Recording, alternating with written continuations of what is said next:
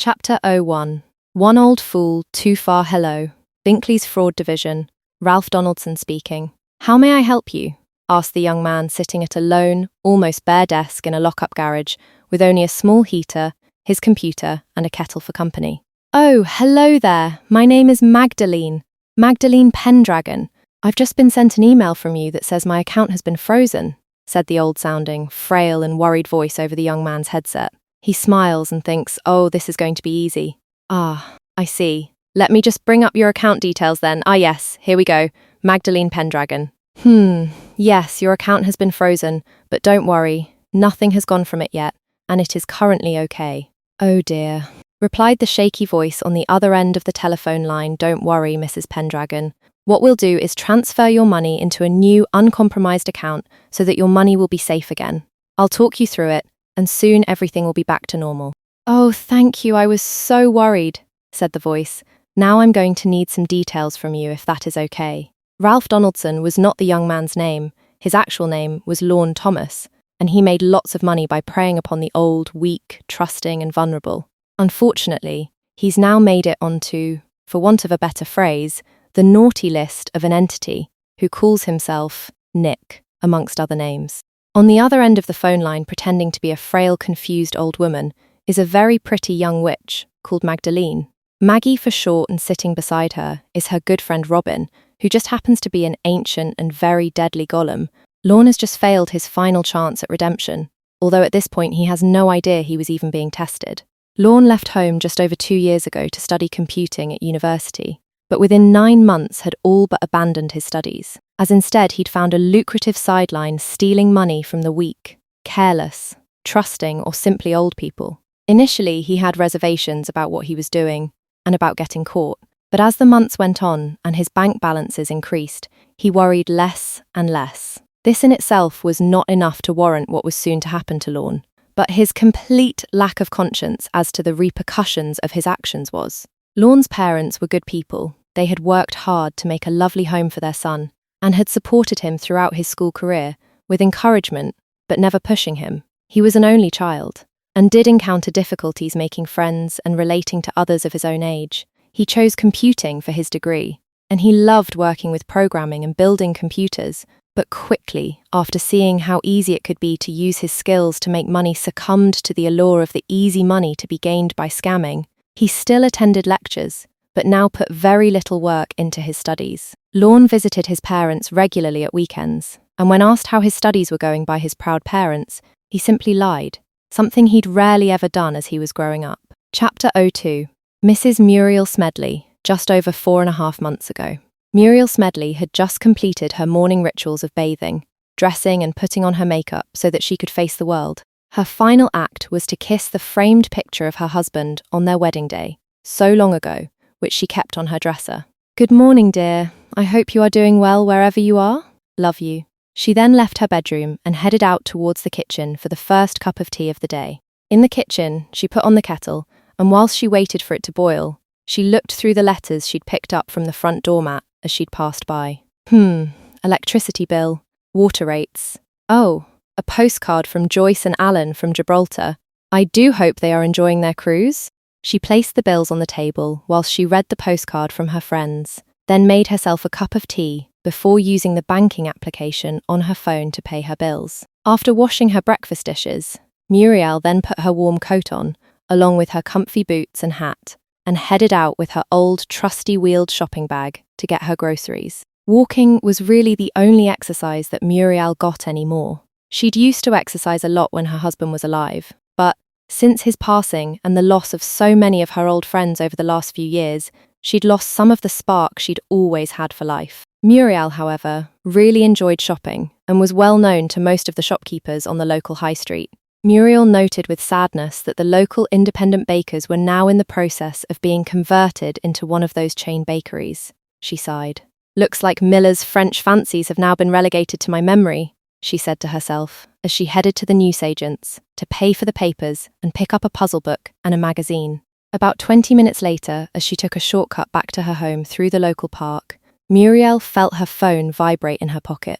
She stopped by the nearest park bench and sat down. She took out her phone and noted that she had an email from her bank which was marked urgent. Opening the email, Muriel said oh dear to herself, as it informed her that her bank account had been hacked and that she should contact the fraud department immediately. Muriel was now very worried and started walking as quickly as she could back towards her home. Unfortunately for her, the increase in her heart rate and with it blood flow was hastening the loosening and release of a small amount of plaque that had been slowly building up in her carotid artery. When Muriel reached home, she immediately contacted the fraud line number from the email she'd received and spoke to an advisor called Ralph, who assured her that her money was safe, but to be completely sure, he would set up a new, uncompromised bank account for her and place her money in it. This was, of course, a scam, and over the course of the next half hour, Muriel transferred the entire contents of her current account into one of the scammer's many bank accounts. Later that day, Muriel was sitting back in the local park. She was relaxed and enjoying the late summer sunshine and her recently bought magazine when she felt a cool, unseasonal breeze causing her to reach for her cardigan. "Excuse me," said a deep but polite voice. Muriel looked up to her right and noticed a bearded man. He was not a tramp, but his clothing was definitely worn more for comfort than style. "May I share this seat with you?" he asked. Muriel moved her shopping bag from the park bench, allowing the stout man to sit. "Thank you, my name is Nick, by the way." He held out his hand, and Muriel took it. "Muriel, nice to meet you, Nick." Nick stared ahead and looked out over the playing fields and boating pond. "It's nice to get out into the world sometimes, Muriel. I sometimes sit here and watch the little model boats on the lake." "So do I, of course. I've been coming here for years." She paused for a second, as though in thought. "My husband really liked it here. He died 2 years ago." "Yes, Muriel, I know Derek told me." Muriel looked at the bearded man but was somehow unsurprised at his comment. "He did?" "Yes, he asked if I would keep you company in the final moments before you joined him." "Oh." Muriel was surprised but could not for the life of her work out why she wasn't running away from this kindly but obviously deluded man. "In a moment, Muriel, you will receive a phone call from your bank querying why you are making such large withdrawals from your current account. Unfortunately, before you answer the caller, you will suffer a massive stroke. This stroke will incapacitate you and leave you in a coma." Nick placed his large hand on Muriel's just as her phone started to ring. "Do not worry, Muriel, it will be completely painless, and I will be by your side the entire time." "Are you sure about this?" Nick asked. "AEFELLO. The small piece of plaque that had loosened earlier had recently detached itself, travelled into Muriel's brain, and was now in the process of blocking one of the very small capillaries supplying an oxygenated blood supply to parts of her brain." Muriel felt nothing. No fear, no anger, and no loss. She only felt calmness, and Nick's hand gently squeezing her right hand. Muriel felt her eyes close, but when she opened them again, she was now standing and looking down upon Nick, who was still sitting and holding her hand. "Am I dead, Nick?" asked Muriel, who was also quite surprised at her now strong melodic voice. "Not quite, Muriel, but you as an entity no longer inhabit your old body." "Oh. Hello, Min." Muriel instantly recognized the new voice as that of her late husband. She turned to see him as she'd always remembered him, strong and young. Muriel turned and touched her husband's face. It was warm and smiling. She then embraced him, hugging him to her own body as tightly as she could manage. "I've missed you so much, Derek. I know, darling, and I've felt it every day when you kissed our wedding photograph." Muriel felt her leg rise involuntarily as she kissed her husband on the lips and realised she was once again wearing heeled shoes, a pleasure she'd had taken from her in her early 30s as a result of bunion surgery. Nick sat patiently, still holding Muriel's body's hand as he watched, smiling as Muriel's spirit body reacquainted herself with her husband. He was smiling. They were quite obviously still very much in love with each other. After a while, she turned to Nick. "So is that it? Am I dead now?" she asked as she looked down at her old, frail body, whose face had now become a little contorted due to her ongoing stroke.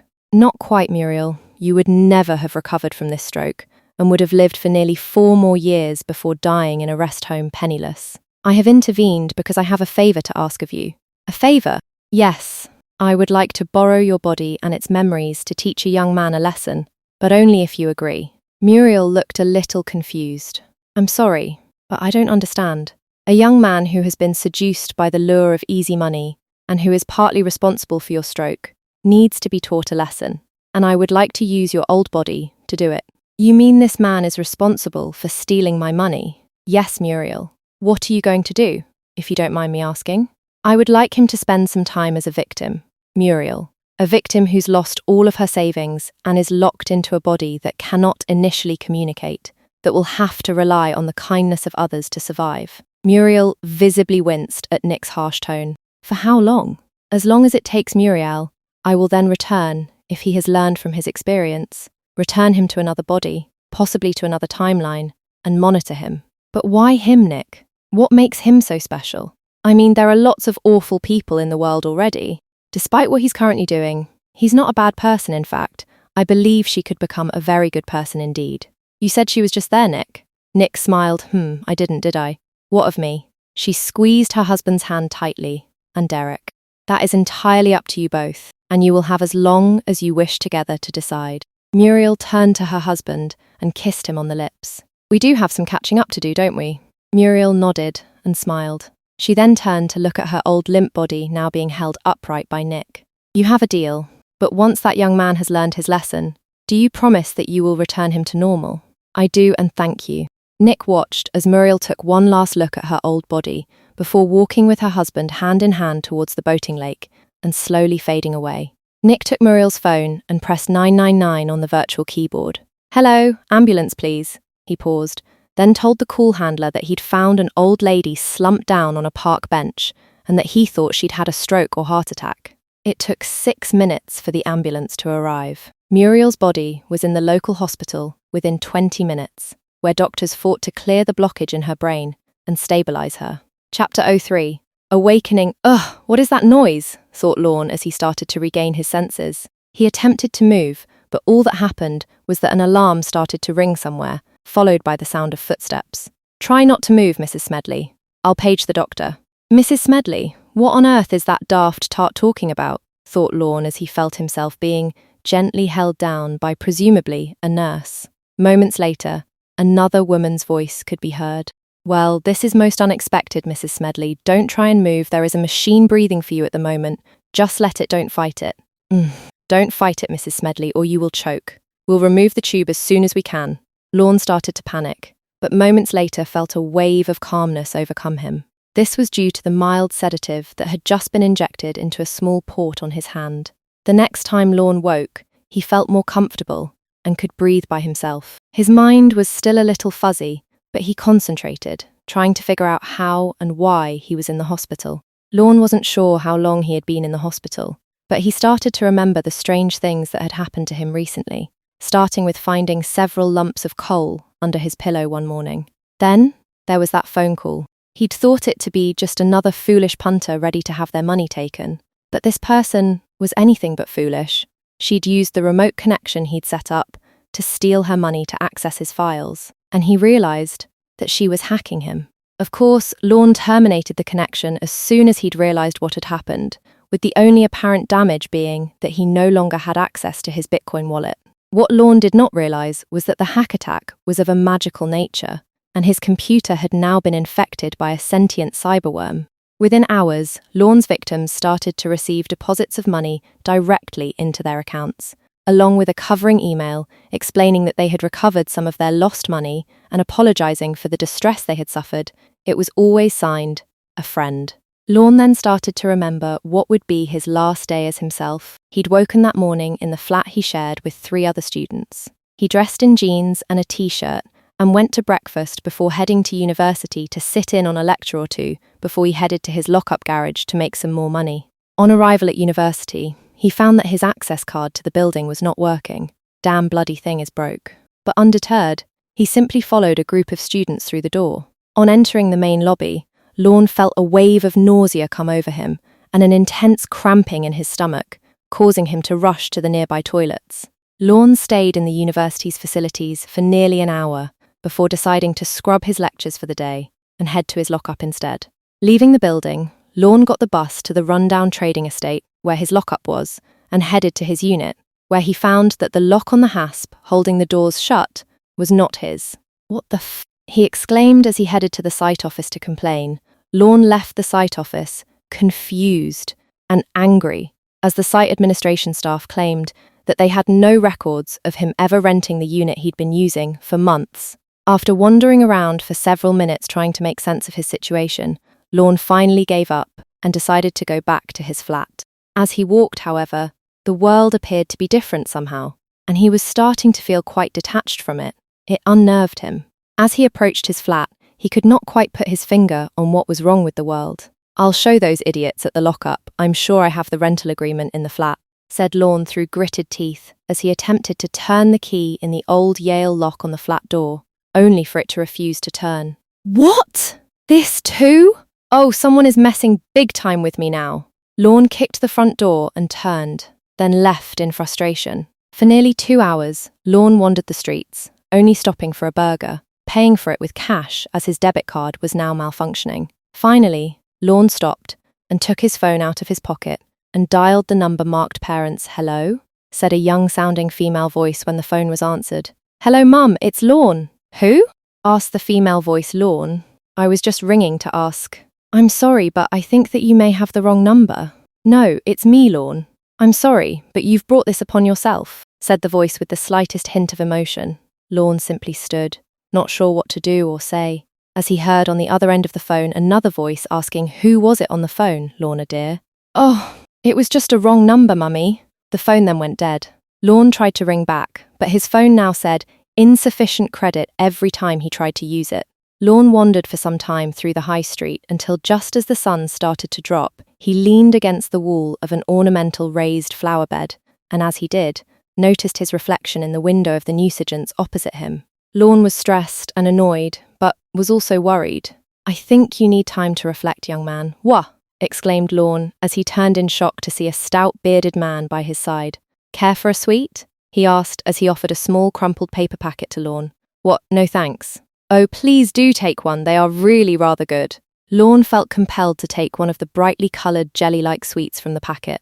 "Thanks," he said as he popped it into his mouth. "Now, young man, you pose somewhat of an unexpected problem for me. On the one hand, you are not an inherently bad person, but on the other, you have done some quite awful things with that computer of yours."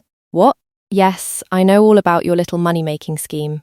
But how? I have my ways. Now I should be wondering what to do to you, but as I already know, I think I'll just let it happen."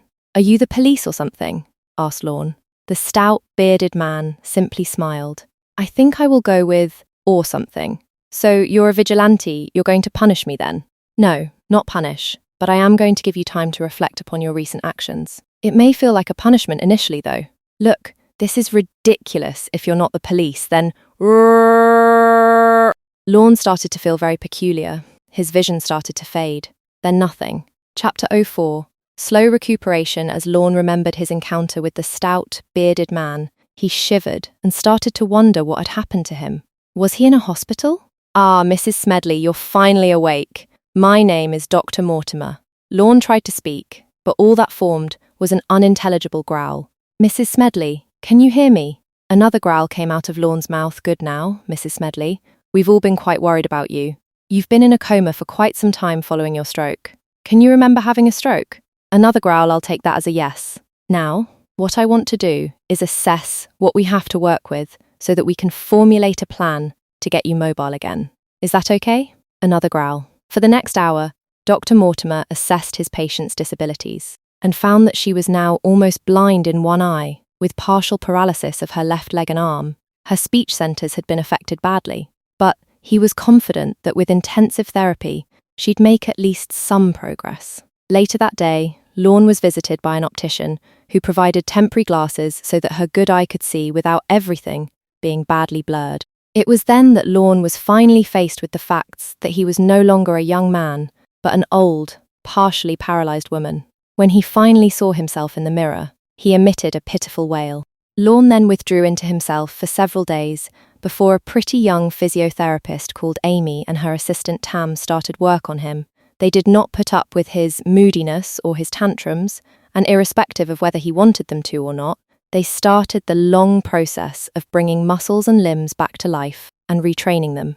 After a while, Lorne got used to being called Mrs. Smedley, or, as Amy called him, Petal, and after a while, actually started to comply and join in the punishing physio sessions. It was very strange to Lorne to be able to see his left arm, but not be able to feel it when he touched it.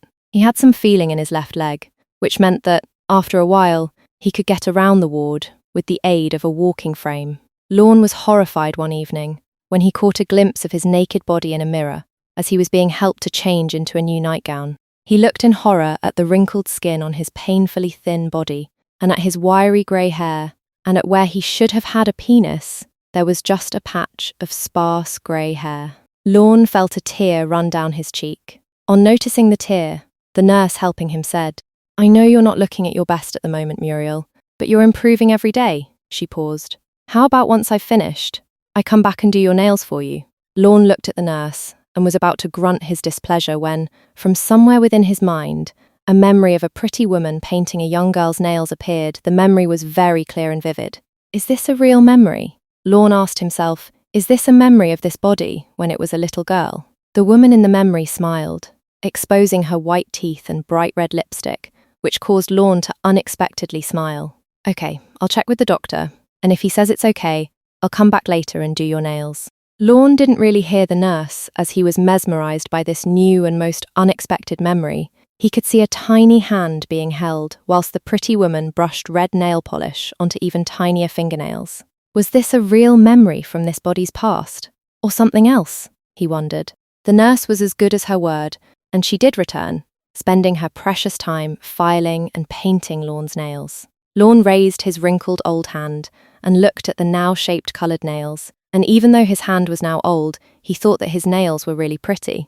After concentrating really hard, he managed to form 2 rudimentary words and slowly forced out Thenenkiwu. The nurse smiled brightly at him. "You are very welcome, Muriel." That evening before bed, Lorne took a hairbrush from the cabinet by his bedside and spent a long time with his good hand running it through his hair, in the process taking out lots of tangles until his hair felt silky smooth. He then lay down and within minutes fell asleep. Over the next several months, Lorne slowly became Muriel. He didn't want it to happen, but as time went on, he started to forget details of his old life as a young man and remember more details of a life he'd never lived. A life of happiness and love tinged with occasional sadness. His bitterness at his current predicament also quickly dissipated with every success, as the dedicated medical staff worked to give her the best chance at as normal a life as possible. After a while, Muriel started to get visits from people she didn't know, and yet somehow did know, people she'd known almost all of her adult life and who had aged with her. She enjoyed being visited, and although her vocabulary was still quite limited, she really enjoyed reminiscing and interacting with them. Chapter 05, Reminiscence. Muriel was now in a specialist centre for stroke victims, where she was pushed constantly each day to work with what she had left, and as such recovered quite a lot of use from her leg and limited use from her arm, but with the aid of the speech therapists could now form words correctly once more. But due to her condition, her face drooped a little on the left-hand side. One morning, just after breakfast, a woman entered her room whom she didn't immediately recognise. "Muriel?" asked the woman cautiously. Muriel studied the woman's face and replied very slowly, "Pat." The woman dropped her bag and went over to Muriel and hugged her tightly. "Oh, Muriel, I've only just heard. I'm so sorry. If I'd known, I would have been on the first train down." Muriel held the woman with her working arm and gently patted her back. The woman then broke her hug and, with tears in her eyes, said, "Muriel, I know that we didn't part on the best of terms, but I've always classed you as my best friend." Lorne/Muriel found herself tearing up and said with a slight slur, "Me too." "Oh, really?" Muriel nodded. This earned her another hug from Pat. Muriel and Pat started to reminisce about their adventures as teenagers and as young women, their misadventures whilst courting. Lorne, who now almost accepted that he was now Muriel, smiled as memories of a life he'd never lived formed images in her mind. A life of happiness and adventure with her best friend Pat. "Do you remember that creepy boy in the youth hostel in where was it? Oh yes, Windermere, he just couldn't take his eyes off you. I wonder what happened to him." Muriel didn't have the heart to tell Pat that she'd met him again after they'd fallen out at another youth hostel and had eventually married him. Eventually, the subject of their falling out came up. It was, of course, over a cute young man that they were both lusting after. "I'm so sorry, Muriel, but he was really cute, and I just couldn't stop myself." "It's okay, Pat, I would have done exactly the same thing if given the opportunity too, so what happened to David then?" It turned out, after 7 years and 2 years of marriage and 2 children, that I wasn't his type. "Oh, did he prefer blondes then?" asked Muriel. "No, not really. It seems he preferred our local potter to me." "Ah, the local potter was called Malcolm." At this, Pat burst out laughing. "Oh God, Muriel, you are still just as gullible as ever." He ran off with some floozy from the local club. I haven't seen him since, which is such a shame, as about a month after he ran away from us, my numbers came up on the pools. Muriel and Pat continued to talk up to lunch. Pat stayed for lunch and even went for a walk in the grounds with her friend, who by this time had graduated to a walking stick. "Muriel, are you not wearing a bra?" asked Pat with surprise. Muriel was a little taken aback by Pat's question, as since becoming a resident in her new/old body, she'd become quite used to wearing slacks and blouses, but figured that she could get away with not wearing a bra, as her breasts really were nothing to write home about, and she'd tried very hard just to pretend that they weren't there. "No, it's just that they are really fiddly, and with my dodgy arm." Pam looked at her friend and frowned. Now that Muriel just sounds to me like a big fat excuse for tardiness, obviously that stroke has damaged you in other ways too, as my friend would never have let her standards drop so low. Muriel tried to argue with her old friend, but somehow knew that she was fighting a losing battle. By mid-afternoon, Muriel/Lawn was, for the first time in her new life, feeling the gentle constriction of one of her own bras and the surprising but familiar comforting support the cups of her bra supplied. She was also wearing makeup on her face. Do you remember when we used to practice putting on makeup in Tracy McIntyre's back room when her mam was at work? More memories of overly painted teenage faces popped into Muriel's mind as she started to smile. "I do, yes. Oh, we looked such a fright. Now, can you wear heels, or has your stroke affected your balance?" Asked Pam. "I can't not since my bunion oppo. That is a shame. But you should at least be able to wear a nice pair of Mary Janes, especially if they have a strap. You're still far too young for granny shoes." Muriel felt herself smiling. It may have been a little crooked, but it was still a smile. "I'll bring a pair on my next visit." Muriel looked towards Pat. "You're visiting again?" "Of course. My best friend needs me. I'm staying with relatives, and will be until you are discharged." Chapter 06. A time of reflection on. On the day that Muriel returned home, it was like she was a new person, which indeed she was. Lawn had now just about accepted that he was no longer a young man, and was now an elderly woman called Muriel. Lawn had found that no matter how hard he tried, he was completely unable to vocalize that he was trapped in the wrong body, and slightly more chillingly had found out in conversation with Pat that she'd found out about Muriel's illness from an old school friend called Nick. As the new Muriel entered her home, it was both familiar and foreign to her at the same time. She also noticed that her home had been adapted with handy grab handles to help her with her mobility and other modifications to help her in daily life. "I'll call in tomorrow morning, Muriel, just to check you're settling in okay," said the cute young woman from social services, who'd been her companion in the hospital bus, taking her home. "Oh, okay, thank you, dear," she found herself saying. Muriel stood by the front window as the young woman waved and got into a taxi. Muriel smiled at her and waved with her good arm, then walked over to the high-backed chair almost directly opposite her television set and sat down. Unlike in hospital or the stroke clinic, Muriel was now alone, completely alone. It was totally quiet, but for the sound of the clock on the mantelpiece, she did not like this silence. So she got up and headed into her kitchen, where she turned on the radio and attempted to make a cup of tea, only to find that a full kettle was too heavy for her, so she half emptied the water out of it before plugging it in. On checking her fridge, she found a note from Pat. "Did some shopping for you. Hope it's okay?" Muriel took out the milk and, with difficulty, unscrewed the lid and poured a little into a bone china cup before dropping a tea bag into it. As Muriel sat at her kitchen table sometime later with an empty cup of tea and a half-eaten slice of Madeira cake, she caught up on her correspondence and post. It was when she found a letter from the bank saying that they had investigated her case, and as she, in their opinion, had not taken adequate precautions with her bank account, they were regretfully not going to replace the money stolen. After reading the letter, Muriel started to feel a sense of both sorrow and deep shame. "Oh Lord, is this what it feels like?" she said to herself as she felt her stomach tense. "Oh, there must be something I can do. The bank can't do this, can they?" She asked herself. Muriel used her phone to find the number of the local Citizens Advice Office and rang it. "Hello," she said nervously. "My name is Muriel Smedley. I need advice." The following phone call resulted in Muriel visiting the local Citizens Advice Office the next day, where she was given advice from a woman not that much younger than her, and the help she received changed something deep within Muriel's mind, as within 2 months she had, with their help, launched an appeal with the banking ombudsman, and after 3 months received a letter from her bank offering to settle, which she accepted. One morning, just after arriving at the local day centre for a morning's bingo, she noticed one of the other women looking worried. "Problems, dear?" asked Muriel. "No, it's nothing, I'm sure," replied the worried woman. "Oh, it's just I got this email telling me that my TV license is overdue, but I'm sure I paid it. I went on the website, and it told me I needed to pay a fine of 500. Muriel smiled and placed her good hand on the woman's. "You haven't paid it, have you?" "No, but if I don't, it will go up to 700. I don't have that kind of money." "I think that someone is trying to steal your money. Let's go over to the computer in the games room and check if it is a scam." Muriel took the frail, confused woman to the games room and found that she still had her computer knowledge. She quickly confirmed that the email was indeed a scam and reported it. "Oh, thank you, Muriel. I've been fretting about this since yesterday. You're an angel." Muriel felt a weird kind of pride within herself and really liked the feeling. She then went with her new friend to bingo. The next morning, Muriel woke and, for the first time in months, was not frowning. She actually felt good. She stretched her good arm and yawned. Then, using the handle by her bed, eased herself out of it and slipped her feet into her comfy old slippers before going to the bathroom.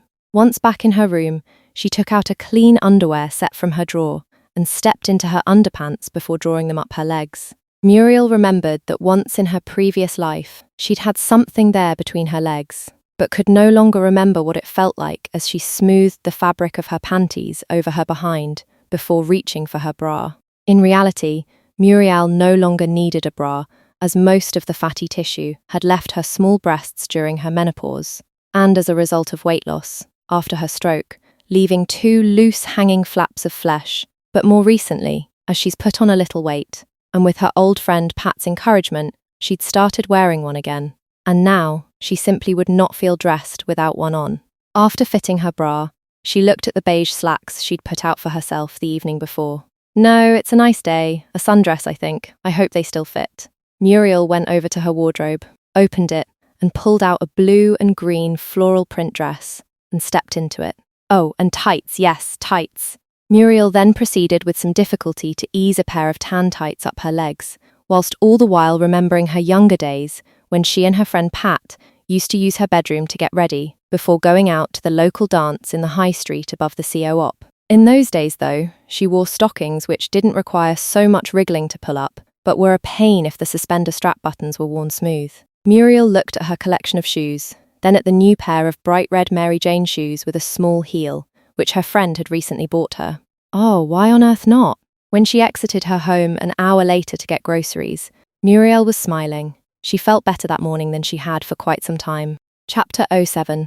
A small concession the next time Muriel went to the day centre, she was approached by 2 older men, who after hearing what she'd done to help their friend also asked for advice on problems that they were having with technology. Mervyn, an old ex-accountant, had a laptop under his arm and wanted to know how to set up a remote call so that he could talk to his daughter and grandchildren in Canada, and the other old man wanted to know how to do grocery shopping from home. Muriel smiled inwardly and helped them both with their problems, and as before, felt really good afterwards. This happened for several weeks as the summer drew to a close, and Muriel helped with a smile every single person that she could, and liked the feelings she got from helping people solve problems that to her were simple, but to them were both worrisome and stressful.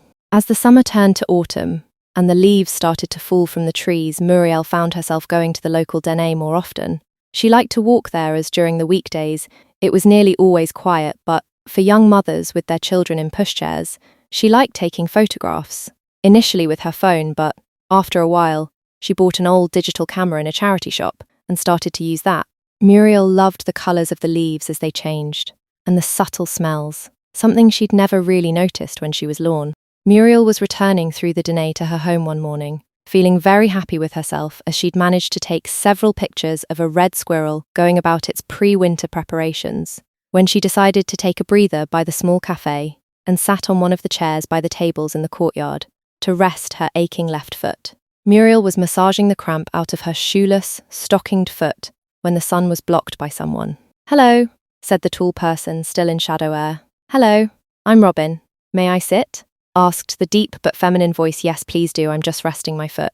Muriel gestured with her good arm for the tall shadow to sit. "Thank you," said the shadow as she sat, once sat Muriel, could see a young woman of perhaps 20 years old with flame-red long hair and a curious, almost uncomfortable smile. "I'm Robin," she said, followed immediately by "My friend Maggie is buying me an ice cream." Muriel smiled at the pretty woman. "Oh, that's nice." Replied Muriel. "Maggie is getting you one too, Muriel," said the flame-haired girl. Maggie, at that moment, started to feel uncomfortable about this curious girl and wondered how she knew her name. "Actually, I think I'd better be getting off now," said Muriel just before the flame-haired girl called Robin placed her hand on her shoulder and said, "No, stay. Maggie is coming.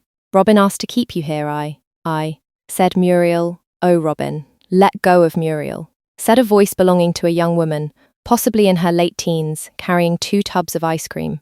The young woman then passed one of the tubs to Robin and one to Muriel. "Here you go, please enjoy it. It's really good ice cream, I promise. My name is Maggie, and my friend Nick asked me to come and see how you are getting on." Muriel's mouth opened in shock as she remembered her last encounter with the stout, bearded man. Maggie tucked her long, flowing skirt as she sat and said, "Oh, don't look so worried, Muriel. He's been watching you and has asked me if I can help you out a little." Aye. For instance, Maggie leant over and took the foot that Muriel had been massaging a moment before Robin's arrival and started to gently massage it with her own hands. "Ooh, that is nice," said Muriel with a sigh. "Bunions, eh? Oh, and they fused the joint. Well, we can't have that, can we? That joint is there for a reason, so..." Muriel felt a warmth emanating from the joint on her big toe for a second or two before Maggie said, "Just try and wiggle it." Muriel was more than a little surprised to find that her toe joint was no longer fused and that she could now move it freely without pain. Maggie then did the same for Muriel's other foot, then said, "Eat your ice cream, Muriel. It would be such a shame to waste it." Muriel took a spoonful into her mouth and found that Maggie had been correct. It was very good indeed. As she enjoyed her ice cream, Maggie got to her feet and placed her hand flat on the top of Muriel's head, causing her to get a feeling similar to brain freeze. Maggie then sat down, turned to Robin, and asked, "May I have a spoonful of yours, please?" Muriel finally then asked, "If I may, can I ask why Nick sent you? He's been watching you, and he liked what he saw, so he asked us to make your life a little more comfortable." "Comfortable?" "Yes.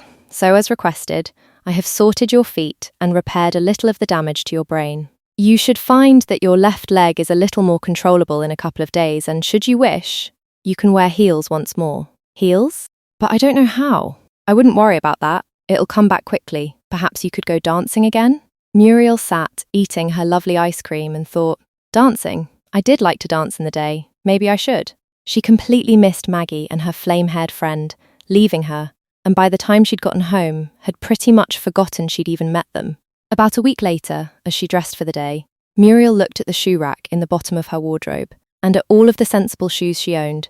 Then she noticed an old shoebox, and started to smile, I wonder. She said to herself, as she pulled out the dusty box and opened it to reveal a pair of Clark's heeled shoes. The heel was only an inch or so, but memories came flooding back of evenings out, wearing these very heels. Muriel sat several minutes later as she did her hair, wearing her old pumps and humming to herself as she did. Normally, a stroke victim will reach a level of ability that he or she can work with and stay at that level, but Muriel found that the more she tried and the harder she worked, the more she was able to do. It was about 3 weeks after volunteering to help at an AIDS charity that she started to regain a little sight in her left eye. After another few weeks, her weak facial muscles started to strengthen, and her face stopped looking as lopsided. Chapter 08.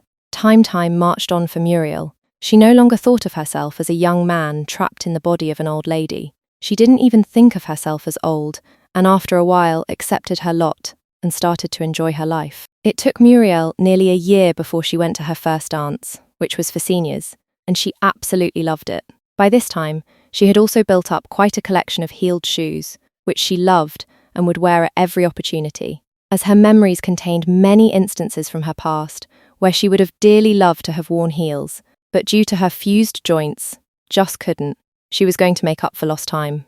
After 2 years of being Muriel, she now rarely thought about being Lorne anymore. Lorne was a greedy, manipulative young man.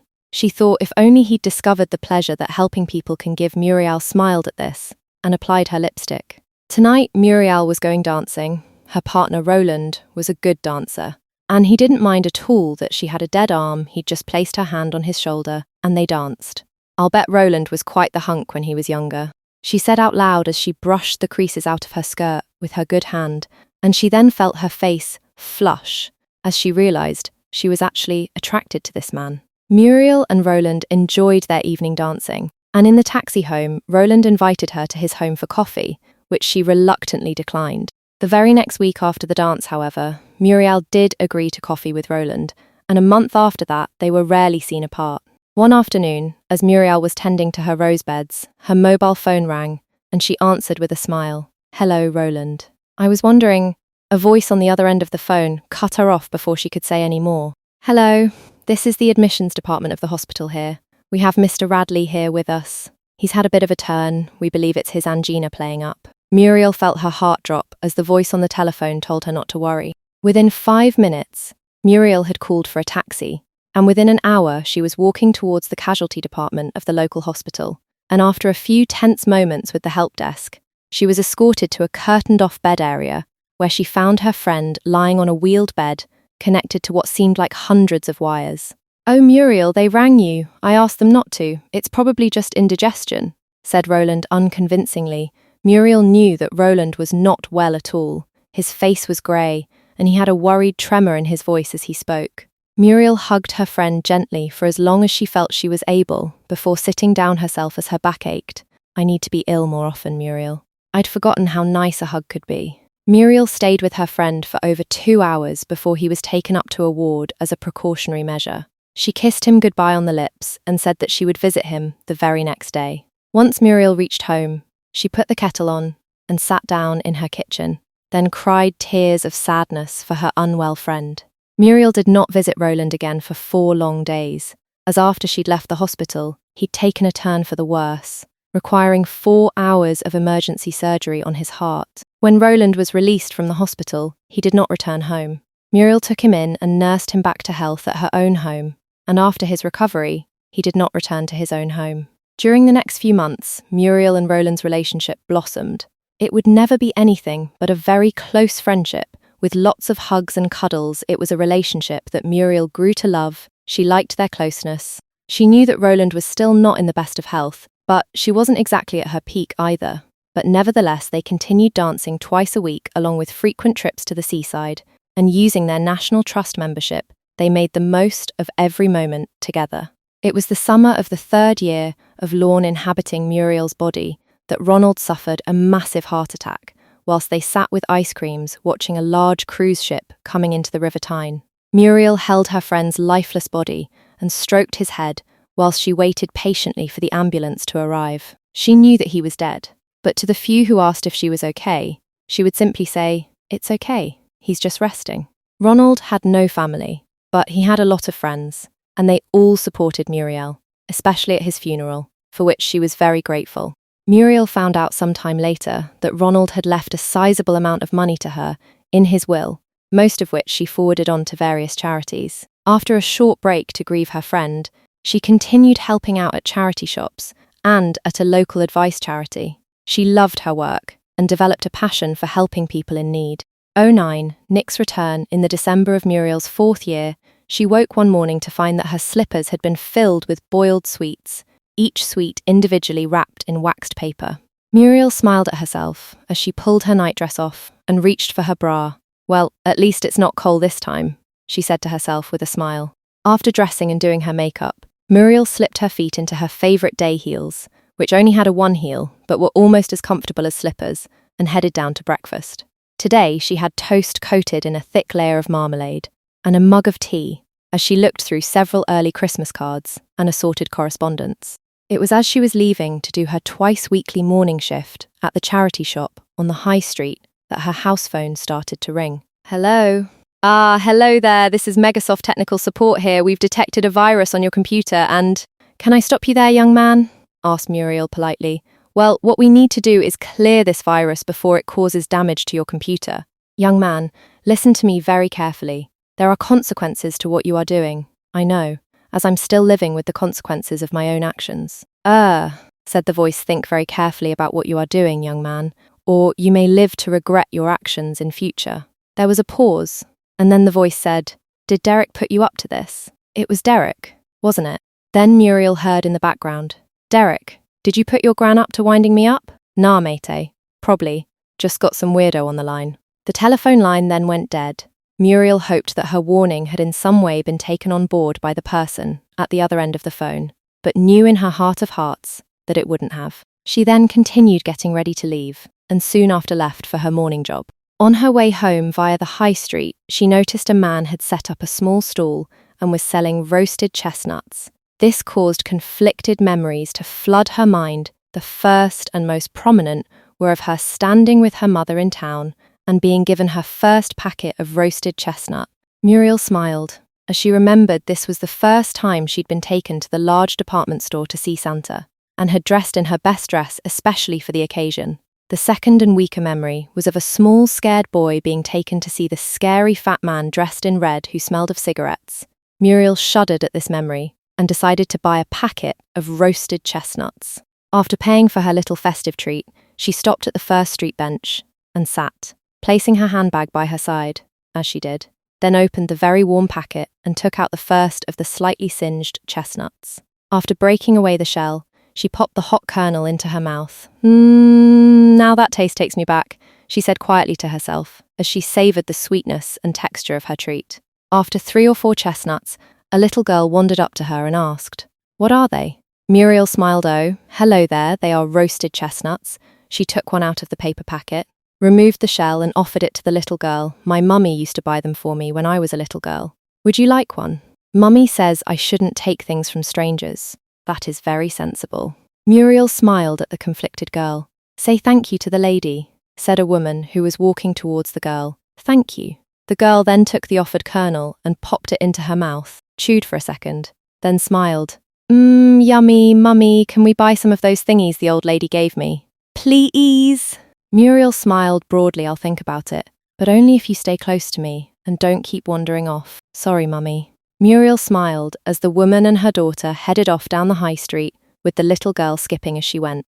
After finishing off her treat, Muriel headed back home, but via the local park, as she'd heard that the Salvation Army band would be playing there, and hoped she would catch them. As she entered the park, she recognised the tune "Good King Wenceslas's" being played by the band, and as she got closer, Silent Night was being played, and as she finally sat down, the band played "We Wish You a Merry Christmases." As she sat enjoying the band, a woman in uniform stood near her with a collection tin. Muriel opened her purse and looked for change, but frowned at herself and retrieved a £5 note instead and slipped it into the collection tin. The uniformed woman smiled at Muriel and said, "Merry Christmas." Muriel pulled her warm coat around her as if on cue. Just as the tune in the bleak midwinter started to play, flakes of snow started to slowly drift down from the sky. "They do brighten the whole park up, don't they?" said a voice to her side. Muriel turned to see the stout, bearded man she'd met briefly once before. "Hello, Muriel. It's been a while." "You." The bearded man smiled, extended his arm and took her hand, then kissed it. "I prefer to be called Nicholas, or if you would prefer Nick." Muriel didn't know if she was worried about the stout man called Nick turning up or scared, but she was surprised at seeing him. "I didn't think I'd ever see you again, Nick. I have been watching, I can assure you. May I ask you a question?" "Yes, answer honestly." Nick paused. "Have you learned anything over the last 4 years?" "Honestly." "Yes, please." "I'm not sure. I know that what I was doing was wrong, but then I knew it was wrong when I was doing it, and it never stopped me. You could have carried on doing it as Muriel. I never took away any of your skills or memories.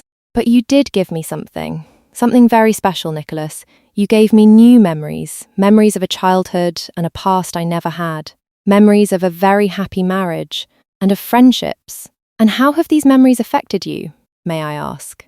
Muriel smiled at Nick. "I have friends and memories of friendships, things I never really had as my old self. I even have a best friend, she's called Pat, and she helped me to recover. We write almost weekly now. I can see by your face that these friendships mean a lot to you, and I know that despite having loving parents, your previous life was quite a lonely one."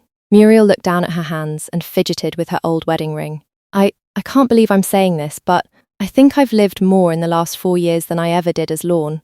I'm in the body of an old and semi-invalid old woman, but I feel so alive now. It's hard to describe, and I know that I only have a few years left at best, but I actually love my life now." Nick took Muriel's hand.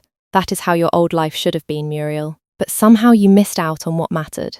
Muriel looked out over the park. The band had stopped playing and seemed motionless, as did the falling snow.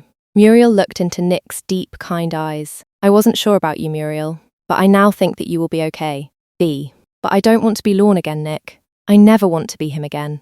I know, child, but I now need to return you to your own journey. But what if I haven't learnt from my mistakes? Have confidence in yourself, Lorna. You'll be just fine. Muriel shivered and wondered why there was something familiar about that name, but couldn't ponder it any further as she quickly started to lose consciousness. Chapter 09. The return, Lorna, Lorna, Lorna, said an excitable and quite annoying voice. Lorna, wake up. It's Christmas and Santa has been, and it's snowing, and the street is all white. Lorna opened one eye to see David, her younger brother's freckled face grinning broadly at her. He was wearing his Spider-Man pajamas. What time is it, Davy? She asked while starting to stretch. It's nearly 8. Mummy and Daddy have been up for ages doing something downstairs. Lorna yawned and smiled, then kissed her brother on the cheek. Ew, what did you do that for? Merry Christmas, Davy. It's traditional. I don't have to kiss you, do I? Not if you don't want to. David looked around his sister's bedroom just to check he wasn't being watched, and pecked his sister on the cheek. Merry Christmas, sis. He then pointed to the bottom of her bed. You've got presents too. Look at the end of your bed, Lorna looked. Oh yes, I have presents too. Just a minute, I'll go and get them. With that, David turned and ran out of Lorna's bedroom. Lorna for a moment was a little confused. She knew that she was Lorna Thomas and had memories of her, but she also could remember other things too. Lorna slipped out of her bed and, as she did, noticed that she didn't ache at all, but then wondered why she would ache. Lorna went across to her desk and took out her favourite hand mirror, then looked at her fresh, almost flawless complexion. She watched her fingers trace over her freckled cheeks, and then she noticed her long auburn hair, which was tied back loosely. She smiled at her pretty face, but somehow knew that something somewhere wasn't right. Or was it? Lorna looked around her room. It looked just like it always had. But still, there was a niggling feeling that it was in some way wrong. At that moment, David burst through her door. He was now wearing his dressing gown and was carrying a large felt stocking. Look, Lorna, there are loads of stuff in my sock.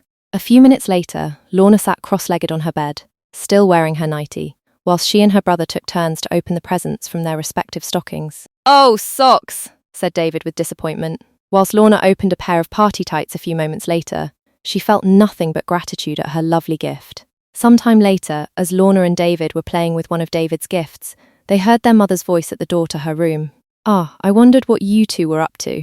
David and Lorna's mother was already dressed and was smiling broadly, showing off her bright red lipstick. Lorna got up off her bed with her brother, and as they approached their mother, she crouched to greet them and received 2 long hugs. Lorna's hug lingered as she took in her mother's familiar, comforting scent. Lorna, are you okay?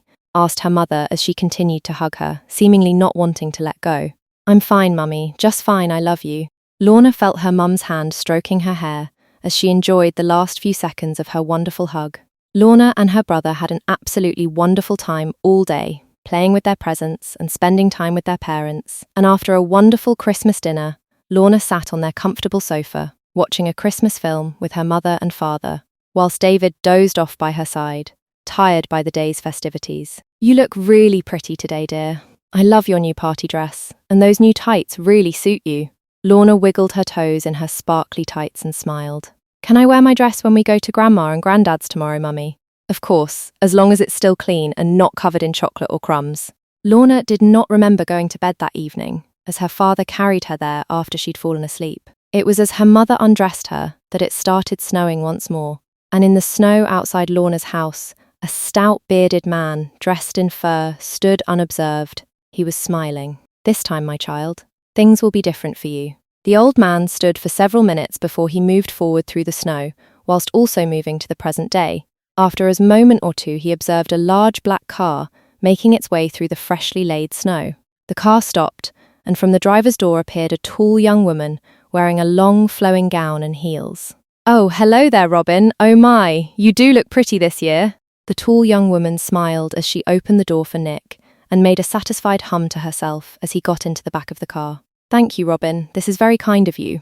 But really, you didn't need to have. Maggie insisted, Mr. Nick. Well, in that case, I accept gracefully. Is it turkey this year? Goose. Oh, how traditional. How lovely.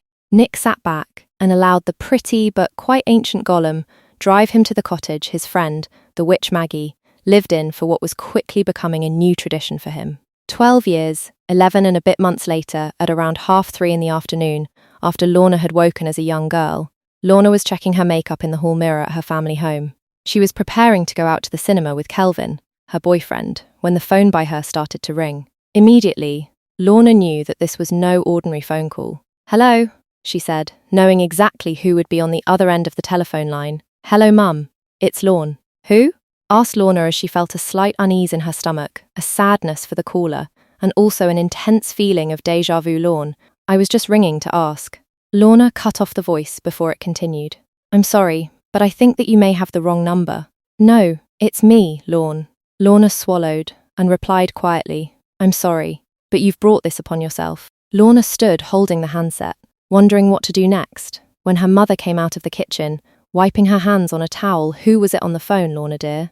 she asked. Lorna replied, "Oh, it was just a wrong number, Mummy," as she replaced the handset on the cradle. "Oh, it's just that you look like you've just seen a ghost." Lorna went over to her mother and hugged her tightly. "I love you, Mummy. Are you sure that everything is all right, dear?" "Yes, Mummy, it is now. As long as I stay off the naughty list, that is," she thought.